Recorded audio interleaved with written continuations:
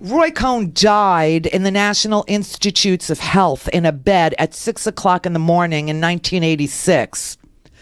He had called Donald Trump and asked Donald Trump, who knew that Roy Cohn was gay, if Donald Trump could supply a place to live for one of Roy Cohn's lovers.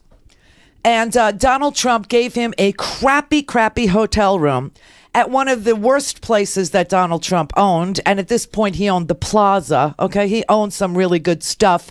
Trump Tower, the Plaza, a whole bunch of the building on Central Park South. He gave Roy Cohn's boyfriend a place to stay at the Barbizon, which is notoriously horrible in New York City. Everybody knows the Barbizon. It used to be a hotel for women, and then Donald Trump bought it, and it's just a flea bag. It's just a roach motel. So he gave this guy, Roy Cohn's best friend, he gave him a room at the Barbizon and sent the bills to Roy Cohn. That's the kind of loyalty you can expect from Donald Trump after a lifetime of law breaking on his behalf. So, he's not loyal to Flynn. Flynn can do him in. And that's why he's seeking to protect Michael Flynn, who, by the way, is the guy in American Beauty who collects the Nazi plates. That's who he is. So here is what you had today. Today you had the Director of National Intelligence, Dan Coats, who 2 days into his job, 2 days into his job, was called to the president's office for a routine meeting, and then the president dismisses everybody in the room except for Dan and tells Dan, I need you to get involved in the Comey investigation, in the FBI investigation, and I need you to kill it. I need you to do something for me. And of course, Dan Coats says, he doesn't tell the president this. He just doesn't do anything about it. And he decides to tell his associates, oh my God, I just started this job. And this man is literally trying to cover his ass and use me to do it. This is like worse than Watergate, but I just walked out. I didn't say anything.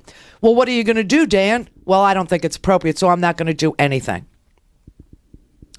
The spokesman for Mike Pompeo, who was also asked this stuff, declined to comment on the closed-door discussions. The White House itself is referring everyone to Kasowitz, the only lawyer Donald Trump can get to work for him anymore. 4 major law firms, the really, really big ones, have said that they cannot work and will not work for Donald J. Trump because they think he will not pay them. You know the way he stiffs everybody, and Roy Cohn got the bills? They said they don't think that Donald Trump would pay his bills, and they don't think that Donald Trump will listen to their legal advice anyway. And being associated with Donald Trump is bad for recruitment. These are 4 major Washington, D.C. law firms that I've heard of. They will not represent him. Today he tweeted that some lawyer, that nobody, no normal person knows unless you're like deep inside, you're getting copies of Washington Lawyer, which we do. It's sick, but it does come to the house. Yeah. Nobody would know who this guy is. The president doesn't tell the Senate, the chairman of the Judiciary Committee, the ranking member of the Judiciary Committee doesn't tell the Speaker of the House or the ranking member of the House that he is nominating somebody to be the new head of the FBI. He freaking tweets it because it is the policy of the White House when he tweets. Everybody's been sandbagged by him, and this is why he can't find a lawyer, which is why I'm so surprised he can find anybody to even take the job at FBI, knowing the Comey letter is out, and Comey says this man consistently asks you and is going to ask you to do in the FBI investigation that's been going on for almost a year, a counterintelligence investigation into Russian hacking, where we now know they didn't just hack the DNC or the GOP or the voter registration rolls in 4 swing states. Oh no, they hacked 80,000 people in Illinois.